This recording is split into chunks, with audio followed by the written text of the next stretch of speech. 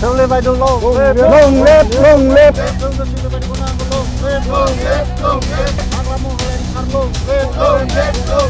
जोङो हास्थायदों सेउलि महिलारि बायद'खौ दा जोङो हास्थायनाय जे रोखोमै जोङो जेरैखि जाया मानो जोङो नैबे सेउलि बायद'नि जिहेतु सेम्बल नैबे सेम्बलावनो जोङो साफ्रोमबो जोंनि रायजो राजाफ्रा भट होगोन बायद'खौनो देरहासार खालामनानै जोङो जोंनि मावनांगौ हाबाफारिखौ जोङो मोननो हानाय बायदि जोङो आसा दंखायो हिसाबै जोङो नैबे बायद'नोनो जोङो भटखौ निस्सय होगोन सेउलि महिलारिया टिकेट मोनमारोबा निस्सय नैबे जोंनि एलेकायाव सेउलि महिलारियानो 100आव 80%खौ आङो मोनगोनखौ आङो आसा थियो आरो दा जोंहा फैबाय थानाय बिधान सभा इलेक्सनाव जोंनि क'क्राझार 3 नं समस्तियाव जे खोनानो मोन्दों जों सानै टिकेट दाबिदार दङ हिसाबै दा जोङो नैबे सानै टिकेट दाबिदाराव जोङो जोंनि नैबे कारिगाव आमगुरिनि सिङाव थानाय जे रायजो राजाफ्रा दा जोंहा जोंनि साफ्रोमबो जोंनि BPF सापर्टारफ्रा जे लुबैदों जे नैबे फैगौ बिधान सभा इलेक्सनाव जाहाथे मोजां बिजाथिखौ जोंनो होयो दा नैबे मोजां बिजाथिखौनो जोङो साफ्रोमबो जोंनि गामि एलेकायाव जोङो सोंनानै मोनबाय दा साफ्रोमबो रायजोआनो बुंगासिनो दं जाहैबाय थारमाने नैबे जोंनिनो मानगोनां गाहाय खुंगिरि जोंनि BPF पार्टिनि जोंनि गाहाय मानगोनां चिफ सारनिनो अर्धांगिनि अर्थात चिफ सारनि अनसुलि बिसि सेउलि महिलारिखौनो बांसिन मानसिनिफ्राय खुगानिफ्राय खोनानो मोनबाय बा साफ्रोमबोनि खुगानिफ्रायनो जोङो खोनानो मोनदों दा नैबे सेउलि बायद'खौनो जोंनो केन्डिडेटखौ नांगौ बे खोथाखौ बुंनायलाय दा जोङो सिन्था धारना खालामबाय जे नंगौ जोङो दिनै नैबे सेउलि महिलारि बायद'आ दा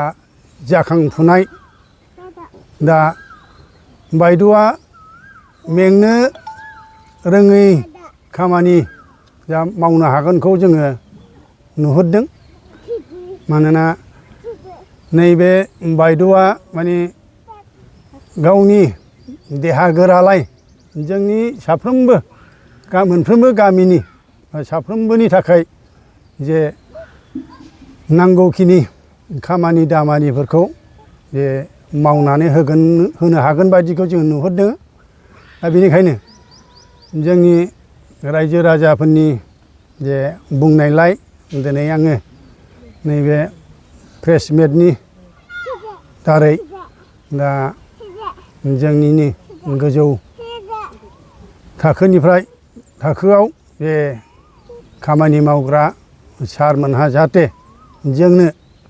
नैबे सेउलि मेदामखौनो जोंनि नैबे बिधान सभा इलेक्सनाव बिजाथि महरै हरोबा जोंनि साफ्रोमबो रायजो राजाया गोजोननाय थागोन बायदि आं नुहुरदों आरो जथेस्थ' बायद'नोनो जे भटखौ होगोन होननाय रावखौ जे खोनानो मोनदों दा बेखायनो आङो दिनै प्रेस मिटनि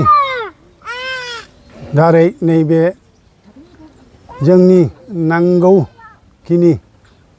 बिजाथिखौ दा फोरमायहरनो सानदों फोरमायदों जाहाथे जोंनि नैबे फैबाय थानाय बिधान सभा इलेक्सनाव नैबे सेउलि बायद'खौनो टिकेट होनानै जोंनि बिजाथि महरै जाहाथे दैथायहरो नोंथांमोना सेउलि महिलारिखौ बिजाथि खालामनांगौ होननानै दाबि खालामदों, गुबुन फारसेथिं प्रमिला रानी ब्रह्मखौ मानो नाङा? नंगौ बेबो जे जोंना प्रमिला रानी ब्रह्म बायद'आ जे गोबाव बोसोर जे नैबे जोंनि MLA महरै खामानिखौ मावबोदों। दा नैबे खामानि मावबोनायाव खोब मोजां खामानिखौनो मावनानै होनायखौ जोङो नुनो मोनदों। जेरै लामा दालां बा जिखुनु फरायसालि नाना रोखोम दा बायद'आ मावाखै नङा, मोजां मावनानै होदों। नाथाय मानोना दा नैबेहाय जोङो एसे सिन्था धारना खालामनाय फैदों जे नैबे बायद'नि बैसोआबो माने इसेबां माने गैजोबला हिसाबै दा जोंनो एसे थागद बिजाथिखौ जोङो नागिरफिननो थाखाय गोनां जादों। दा बिनिखायनो आङो बायद' प्रमिला रानी बायद'खौबो एसे बुंनो सानदों। मानोना जाहाथे बायद'आ गाज्रि मोनाजासे नैबे 5 बोसोराव जोङो जायखौ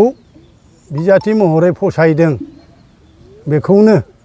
जाहाथे गावनि गोसो गोथारै बेखौनो डिरेक्सन होनानै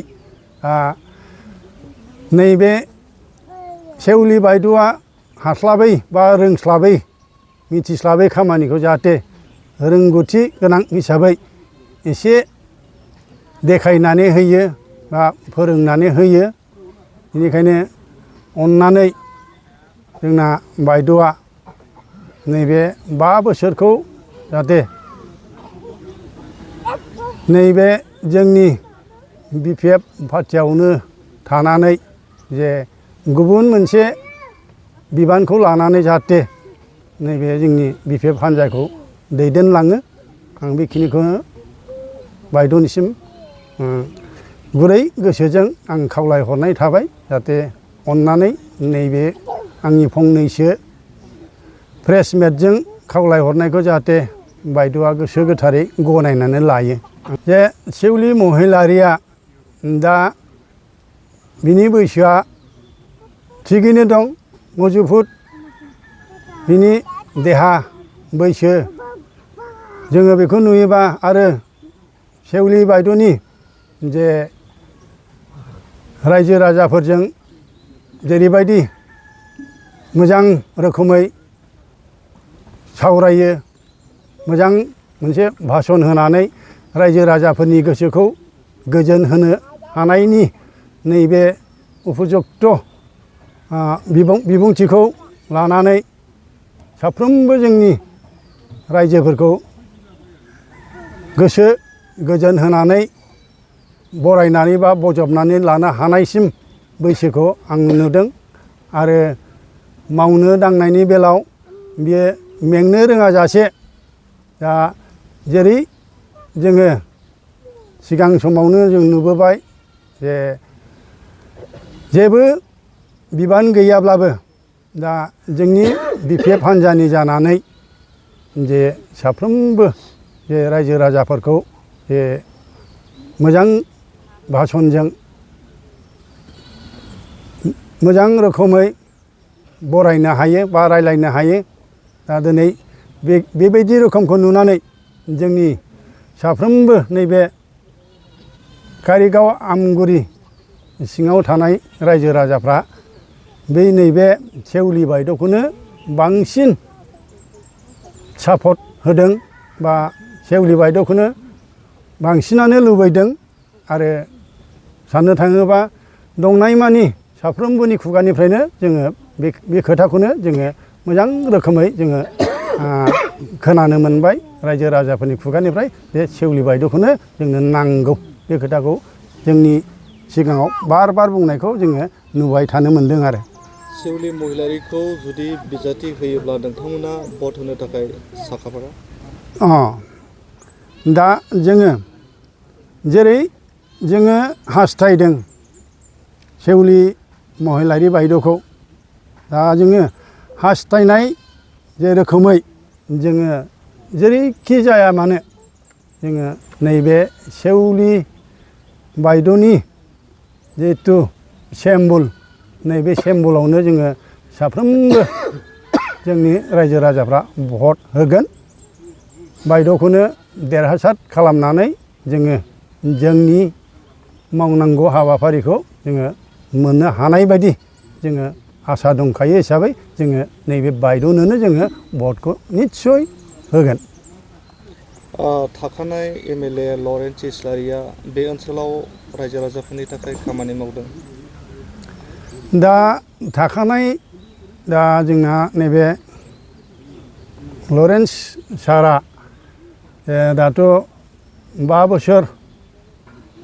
नैबे MLA बिबानखौ लानानै सामलायबोदों। दा बिनि खेथ्रआव जोङो नुनो मोनदों दा